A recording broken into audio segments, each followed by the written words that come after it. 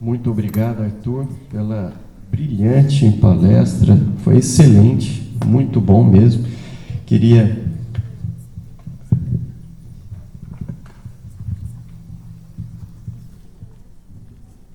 agora seguir adiante com nossa programação. Eu vou chamar a presidente desse momento agora, é a Carolina Cardoso. E ela vai apresentar a nossa palestrante. Já vou deixar aqui pronto. Bom dia.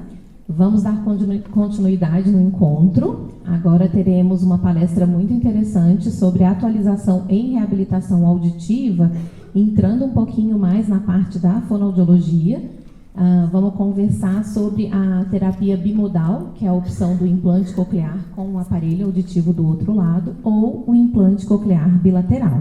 Vou convidar para vocês para vir aqui a Ana Tereza de Matos Magalhães. Ela é fonoaudióloga da equipe de implante coclear do HC, em São Paulo, da USP. É doutora em ciências pela Faculdade de Medicina e é tutora em implante coclear pela Academia Brasileira de Audiologia. Bom dia a todos.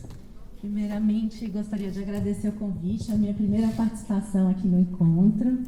E é um prazer estar aqui com vocês no dia aí para falar de coisas muito interessantes, que é o que a gente está falando agora, né, de divulgar aí essa parte do implante. Bom, então eu fiquei para falar um pouco sobre a estimulação bimodal e o implante bilateral. Então, o que eu vou abordar hoje? Primeiro, o que é essa estimulação bimodal, né? Quando ela é possível, quando ela deve ser preservada e quando a gente já pensa no implante bilateral, né? Ou sequencial, no caso dos usuários dos bimodais. Bom, então vamos lá. Primeiro, eu gostaria de falar um pouco sobre terminologia. Então, quando a gente fala na estimulação bilateral, a gente está estimulando as duas orelhas. Então, posso ter 2 implantes, 2 aparelhos auditivos, um aparelho e um implante. Mas, quando eu falo na estimulação bimodal, significa 2 tecnologias diferentes, né? 2 modalidades diferentes. Então, eu tenho um implante coclear, que é um estímulo elétrico, e do outro lado, a prótese auditiva, uma estimulação acústica. Tá? Então, são processamentos diferentes. E promover essa audição bilateral ou bimodal não garante que o paciente vá alcançar as habilidades binaurais, que é outra terminologia. Então, as habilidades binaurais são habilidades que a gente precisa das 2 orelhas integrando para a gente conseguir ter essa habilidade. Então, por exemplo, a localização sonora, né, a fala no ruído, enfim, outras habilidades que a gente tem para entender a fala. Então, eu oferecer essa audição, né, com esses dispositivos não me garante essas habilidades. É a integração das informações no córtex é que vão promover essas habilidades binaurais. Bom, e hoje a gente fala muito da estimulação bimodal. Por quê? Porque houve uma evolução na indicação do implante coclear. Então, antigamente, né, quando começou, a gente implantava só quem tinha 0% de reconhecimento de fala. E hoje a gente fala até 60% de reconhecimento de fala. Então, através dessa evolução dos critérios, foram aparecendo pacientes com mais resíduo auditivo, né, com audição residual. E o quanto que essa audição residual é importante a gente preservar para ter essa estimulação acústica ou já tem a indicação para o implante coclear. Como também a gente teve bastante evolução na parte da prótese auditiva, né, da parte acústica. Então, a gente tem próteses melhores, próteses integradas com o implante coclear, então a possibilidade de ter essas informações conectivas, né, que se comunicam. E, como bem falado na aula do Dr. Arthur, né, as limitações do implante. Né? Então, o implante ele é um equipamento, né, que fornece realmente muita informação para o paciente, mas existem limitações. Então, na estratégia do processamento do implante, ele não consegue passar todas as informações espectrais e da estrutura temporal da fala como um som acústico. Né? E será que essa prótese auditiva poderia fornecer essas pistas que o implante não consegue, né? Bom, quando a gente vai para a literatura, já é muito bem conhecido, em uma literatura muito antiga também, que a estimulação bimodal ela traz benefícios, justamente nisso que eu falei, nessas questões das pistas acústicas, da estrutura fina da fala, do melhor reconhecimento de fala no ruído, melhor percepção de música. Então, a gente vê a literatura falando que realmente essa estimulação bimodal ela pode ser boa, né, para os pacientes. Mas quanto boa, e realmente ela é boa, né? Acho que sempre é esse questionamento que eu trago nessa aula. Então, tem esse estudo antigo, né? Apesar de antigo, eu gosto dele, porque eles estudaram pacientes com implante bilateral e pacientes com estimulação bimodal. E eu gosto porque são pacientes com bastante resíduo auditivo. Aqui não tem um pointer, né? Mas acho que dá para ver o mouse? Dá. Aqui.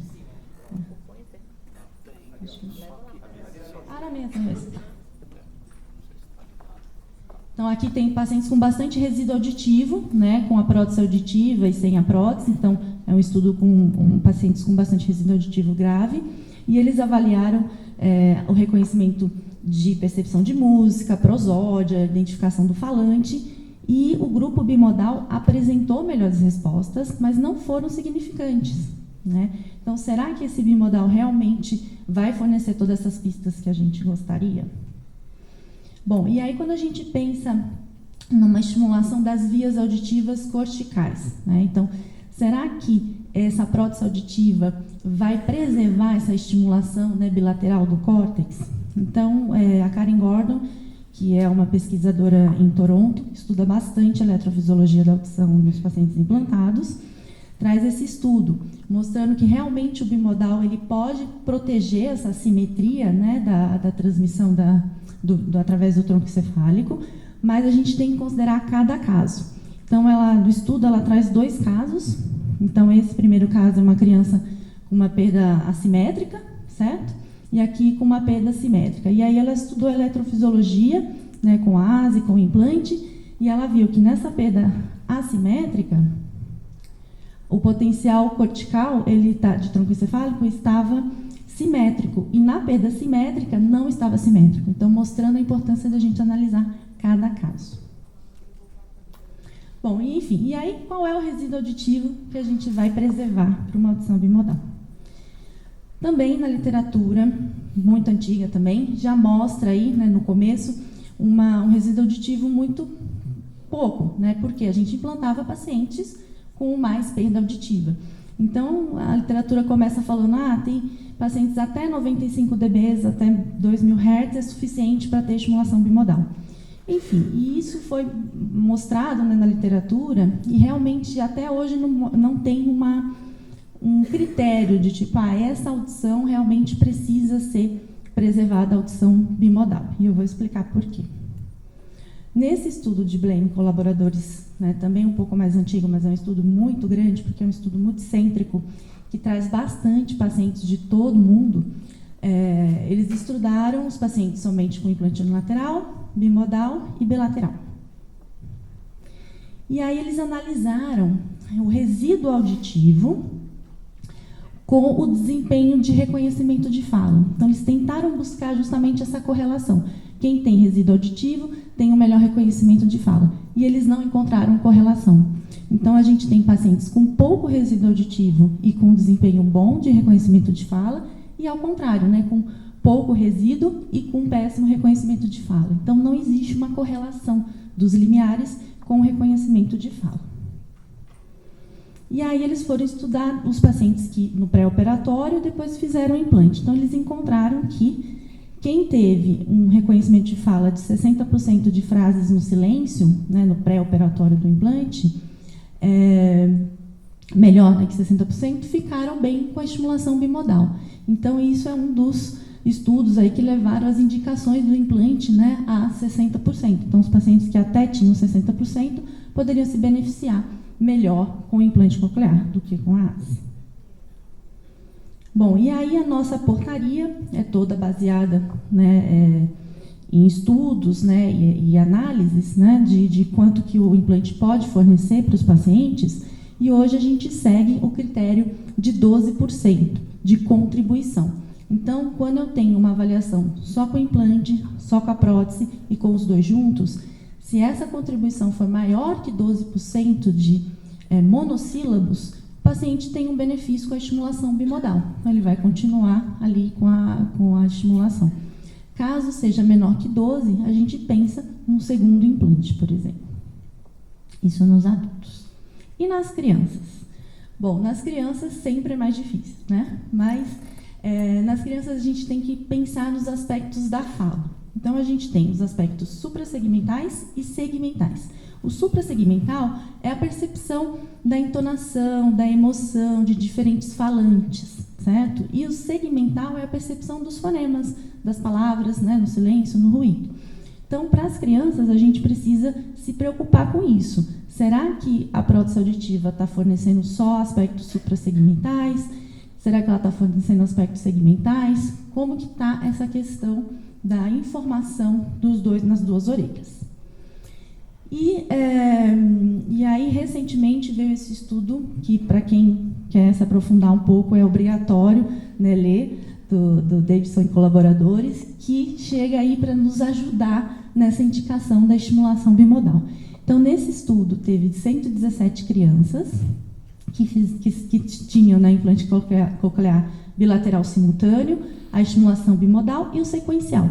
E eles avaliaram muito bem essas crianças nos aspectos suprassegmentais e segmentais da fala, assim como o vocabulário. E o que eles encontraram? Que se essa criança tem uma média na audiometria tonal, né, de até 110 dB, é implante bilateral simultâneo, né? Sem dúvida, ela vai ter muito mais benefício com o implante bilateral. Agora, se essa média for de 92 dB, essa criança pode permanecer com estimulação bimodal até 3 anos e meio, depois, né, da cirurgia do implante, que vai ter muitos benefícios nos aspectos suprassegmentais da fala. Então, a prótese contribuindo para esse aspecto suprassegmental da entonação, né, da percepção da música para os pacientes implantados. E se essa média for um pouco melhor, 73 dB, essa criança pode ficar até mais de 3 anos e meio com a estimulação bimodal, que ela vai ter benefícios dos aspectos suprassegmentais e segmentais da fala. Então, mostrando que nas crianças, como é mais difícil da gente avaliar, né, no adulto é mais fácil a gente avaliar o reconhecimento de fala, a gente consegue utilizar esse estudo para pensar nesse resíduo auditivo. Esse resíduo auditivo a criança está aproveitando, então eu consigo, não preciso fazer o implante bilateral simultâneo nesse momento, ela pode ter benefícios com essa prótese auditiva. Então eu vou permanecer estimulando até o momento de, não, agora é a hora de fazer o implante bilateral, e ela já teve todo esse benefício da parte acústica oferecida pela prótese. Bom, então, assim, a gente pensa, qual que é o resíduo indicado para estimulação bimodal? Seria a perda profunda bilateral? Seria a perda severa bilateral? Seria as perdas assimétricas? Então, na verdade, não tem uma resposta. O que a gente tem que considerar é o reconhecimento de fala, né? Então, não olhar só o audiograma. Então, esse audiograma, o paciente vai ter benefício com o implante bilateral. Eu tenho que avaliar o reconhecimento de fala. Nas crianças, eu tenho que analisar, sim, lógico, né, como a gente viu no estudo anterior, mas eu vou avaliar também como é a performance dela com os dois dispositivos juntos. Porque o que a gente quer com isso? Preservar aquelas habilidades binaurais. Então, quando eu penso numa estimulação bilateral, seja ela bimodal, ou com 2 implantes, ou com duas próteses, eu tenho que pensar nessas habilidades. Então, avaliar as pistas, né, de tempo, de frequência, de intensidade desse som, é que o paciente vai conseguir entender em situações difíceis, como, por exemplo, né, em ambientes ruidosos, distantes, enfim. Então, a ideia da estimulação, seja ela bimodal ou bilateral, é a gente conseguir estimular as habilidades binaurais. Bom, e aí, quando esse bimodal não é suficiente, a gente vai pensar no implante bilateral. No caso, aqui, né, no sequencial. Bom, então o implante bilateral simultâneo, hoje ele é considerado um tratamento ouro para as perdas severas profundas bilateral, desde, como o doutor Arthur, né, uma avaliação aí, né, completa do médico otorrino, da fonoaudióloga, né, na avaliação audiológica e todo o protocolo de avaliação para o implante. Então, tendo toda essa avaliação, eu tenho a minha indicação do implante simultâneo, que é o tratamento ouro aí para essas perdas profundas. E quando a gente tem uma perda profunda bilateral, sem benefício com a prótese auditiva, né, com uso efetivo, a gente vai para o implante bilateral simultâneo, né? Na maioria das vezes, quando tem, lógico, todas as indicações médicas e tudo mais. E quando a gente tem uma perda severa, ou uma perda assimétrica, normalmente, às vezes, a gente precisa de mais tempo de avaliação dessa prótese auditiva para indicar, para ter certeza, né, da indicação. E ela pode, sim, ser um implante sequencial ou permanecer na estimulação bimodal, como a gente viu aí, né, toda a literatura, toda a nossa experiência mostrando que tem benefícios. Então, a gente precisa avaliar e acompanhar esses casos para a gente saber em que momento indicar esse sequencial ou manter a estimulação. Bom, e quando a gente pensa no implante sequencial, tem dois aspectos que eu gostaria de trazer para vocês, que é em relação ao intervalo da cirurgia. Então, a Karen Gordon também, né, esse grupo que estuda bastante eletrofisiologia, eles estudaram a estimulação, né, cortical e encontraram que o intervalo entre fazer o primeiro implante e o segundo implante com mais de 2 anos poderia causar um atraso desse potencial cortical. Então, eu falo que no implante, principalmente nas crianças, a gente precisa ter segurança na avaliação, mas a gente precisa ter pressa, né? Porque é uma balança aí, como o doutor Arthur falou, né, da gente correr para fazer no melhor tempo e oferecer a melhor estimulação para essa criança. Então, aqui a gente vê que se o intervalo for maior que 2 anos, pode ser que ocorra, né, não uma simetria aí cortical das estimulações com o implante. Então, a gente precisa sempre pensar nessa opção do segundo implante. Então, e além disso, a idade, né, como já é bem conhecido, né, quanto mais cedo, melhor. Então, tem vários estudos mostrando, né, porque antes dos 3, 4 anos, além da plasticidade neural e tudo mais, a gente sabe que às vezes dá diferença de reconhecimento de fala, né? Então, o paciente faz um lado, depois de 5, 6, 7 anos faz o outro lado. O primeiro lado sempre vai ser um pouco melhor que o segundo, mas os dois juntos vão ter mais benefícios. Então, a gente pensar não só na idade, no momento que fez o implante, como no intervalo entre os implantes.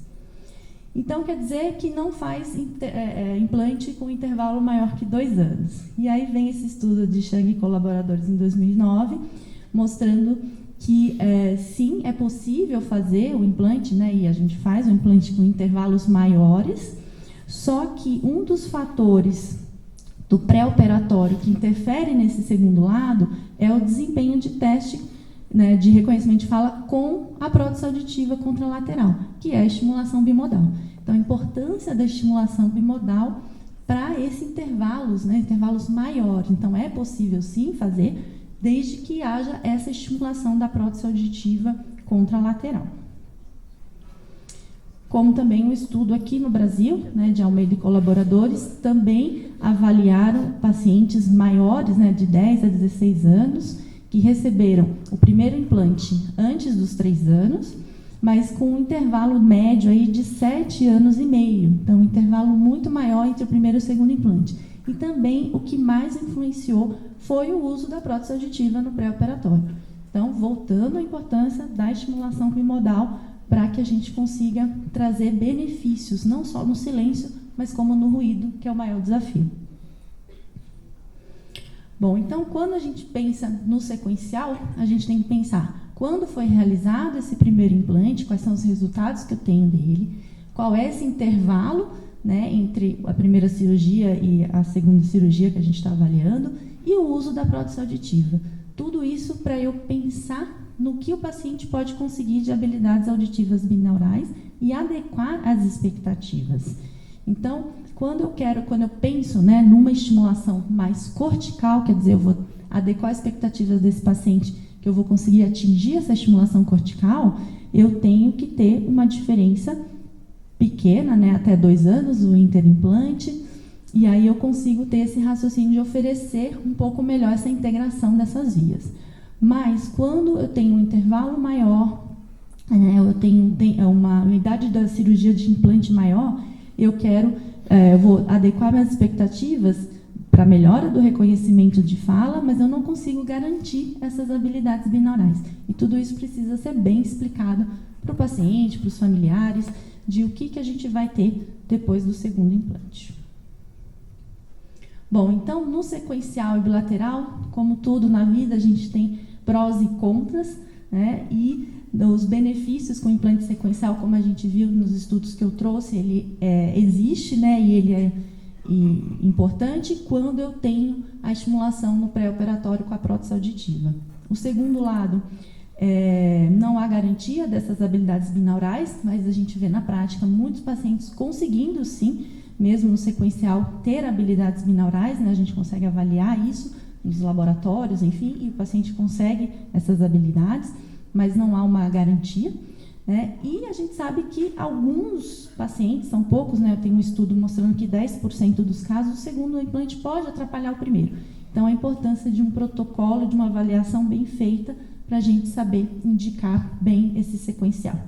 E os bilaterais, lógico, né? O simultâneo tem vários benefícios, né? Em todas as habilidades binaurais, como eu falei, e, de qualquer forma, fazendo os 2 lados, a gente está implantando a melhor orelha, né? E é um backup aí para esse paciente, né? Quando quebra um lado, tem o outro, enfim, tem o custo também com os 2 implantes, tem benefícios, né? Prós e contras sempre dos 2 lados. Mas o importante é um protocolo bem definido, uma avaliação bem feita, para a gente conseguir adequar as expectativas desse paciente e conseguir indicar bem. Bom, então acho que era isso que eu queria falar, a importância dessa avaliação pré-operatória, da gente definir bem os limiares auditivos tonais para conseguir indicar o implante bimodal, estimulação bimodal, ou implante sequencial, ou implante bilateral, e sempre pensar no reconhecimento de fala, então não olhar só o audiograma, a gente buscar informações em relação ao reconhecimento de fala, e conseguir adequar as expectativas para esse paciente, para a gente alcançar o que a gente tanto almeja, que são todas essas habilidades binaurais. Muito obrigada pela atenção e agradecendo sempre minha equipe aí de fones lá da HC.